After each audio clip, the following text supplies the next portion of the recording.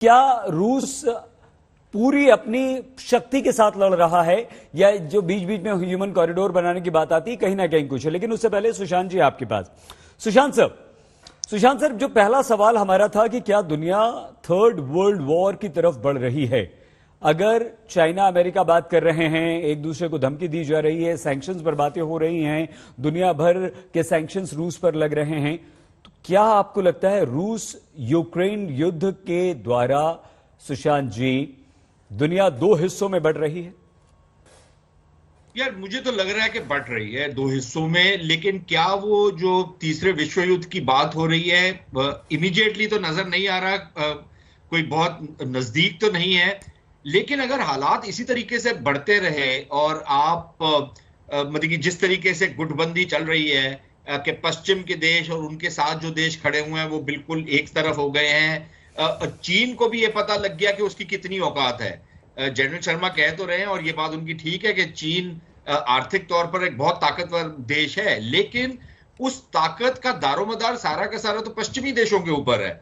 बाकी जो रूस या बाकी देशों के साथ चीन कितनी व्यापार करता है, कितना उनके साथ लेन देन है चीन का, सारा दारोमदार उनका पश्चिमी देशों पे। और पश्चिमी देश और जिस तरीके से रूस को अब टाइट कर रहे हैं, एक चीन को ये एक खौफ है कि कहीं हमारे साथ भी ये ना हो, और इसीलिए कहीं ना कहीं ताइवान को लेकर के चीन आपको नजर आ रहा है कि अब आज से चंद हफ्ते पहले तक तो चीन हर दूसरे दिन अपने जहाज भेज रहा था ताइवान की एयर स्पेस में।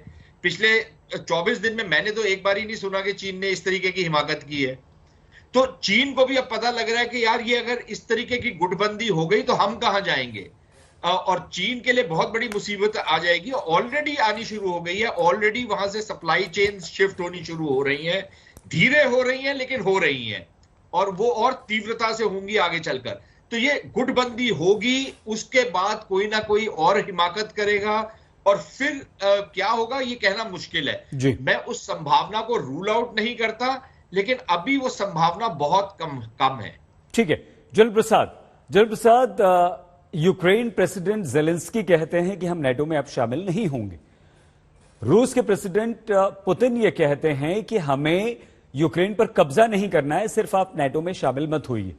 अगर ये दोनों बातें अब हो रही हैं तो फिर ये युद्ध क्यों खिंच रहा है?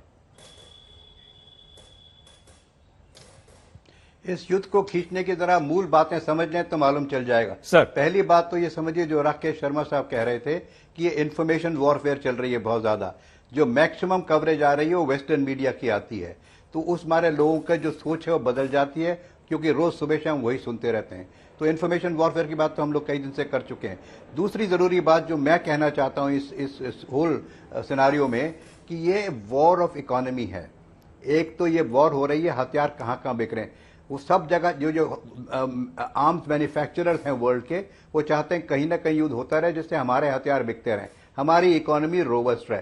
राकेश शर्मा जी ने बिल्कुल ठीक कहा कि इस हथियार बिक रहे हैं, इससे मजे कौन ले रहा है? अमेरिका ले रहा है। अब दूसरी जो बड़ी हथियार है वर्ल्ड के अंदर वो है ऑयल। अब ऑयल के दाम कितने बढ़ रहे हैं, कितने घट रहे हैं, क्या परेशानी हो रही है।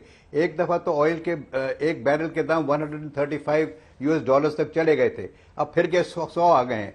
तो ये क्यों हो रहा है? कोई ऑयल को किसी दाम में बेच रहा है, कोई ऑयल को किसी दाम में बेच रहा है, कोई ऑयल को किसी करेंसी में बेचने की कोशिश कर रहा है।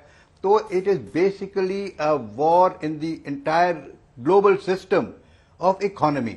अब बात रही रीअलाइनमेंट की, इस इकोनॉमिक्स की वजह से वर्ल्ड के अंदर एक नई रीअलाइनमेंट हो रही है, एक जो स्ट्रेटेजिक फील्ड में एक नई अलाइनमेंट हो रही है। कौन किस पक्ष पे किसके साथ है, ये नहीं हम कह रहे कि एकदम से हर एक इकोनॉमी में कौन किसके साथ है, सिक्योरिटी में कौन किसके साथ है, क्लाइमेट चेंज में कौन किसके साथ है, कोविड में कौन किसके साथ है। All kind of alignments and realignments are taking place as a result of this war.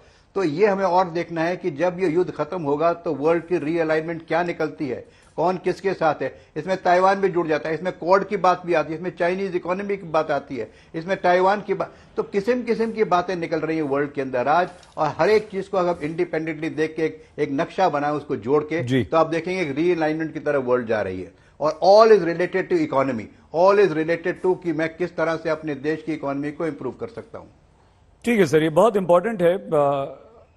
और ये जाहिर सी बात है, जो सैंक्शंस का असर, और हमारी इस चर्चा में भी हुआ है, वो जनरल शर्मा, सुशांत जी ने भी उस तरफ इशारा किया है कि इसका असर पूरी दुनिया पर कहीं ना कहीं पड़ रहा है। लेकिन जनरल शर्मा, क्या आप ये मानते हैं कि जेलेंस्की जो है वो अमेरिका और नाटो के इशारे पर अपने देश का नुकसान करवा रहे हैं?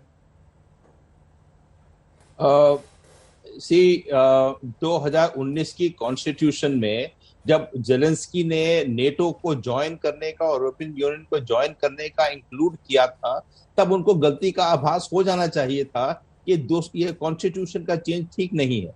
2020 में जो उन्होंने जेलेंस्की ने अपनी नेशनल सिक्योरिटी स्ट्रेटेजी पब्लिश की, उसमें बोला मैं कॉन्स्टिट्यूशन के मुताबिक लिखा है कि मैं नेटो में ज्वाइन करूंगा, और ये उनकी नेशनल सिक्योरिटी स्ट्रेटेजी में लिखा था। वो पिछले 2-3 साल से इस तरफ कदम बढ़ा रहे थे। इसका मतलब ये नहीं है कि युद्ध होना चाहिए था, पर जेलेंस्की की गलती थी, बिकॉज ये एक पेरिफेरल नेशन है। कल को हमारे पास हमारे कोई नेबरिंग नेशन पे आके मिसाइल लगा दे कोई दूसरा मुल्क आकर, दुश्मन का, हम हनबा टोटा के नाम पे कितना नाराज हो जाते हैं। अगर वहां पे आके कोई दूसरा मिसाइल लगा दे तो हिंदुस्तान को तकलीफ होगी कि नहीं होगी?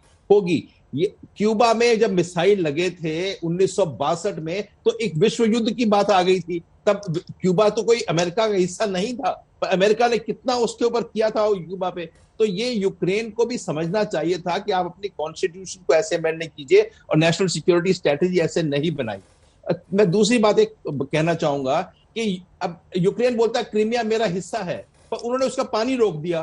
पिछले कितने सालों से यूक्रेन में पीने का पानी नहीं है, पानी राशन हो रहा था। अब आज जब इसका फैसला होगा तो क्रीमिया का जो लैंड ब्रिज है जो ईस्ट की तरफ से बनेगा, वो लैंड ब्रिज तो रशिया नहीं छोड़ सकता, बिकॉज फिर से पानी के प्रॉब्लम हो जाएगा। एक रशिया ने ब्रिज बनाया है 2018 में क्रीमिया से और रोस्टोव तक, बट वो ब्रिज से पानी नहीं आ सकता है। तो एक पूरी इतने सारे अपनी पॉपुलेशन बोल के भी आपने पानी बंद कर रखा है। तो ये एक जो इसका फैसला है उसमें ईस्ट का फैसला, लैंड ब्रिज का फैसला होना आवश्यक है, जो आसानी से नहीं हो सकता। उसके लिए काफी बहुत डिप्लोमेसी की आवश्यकता होगी।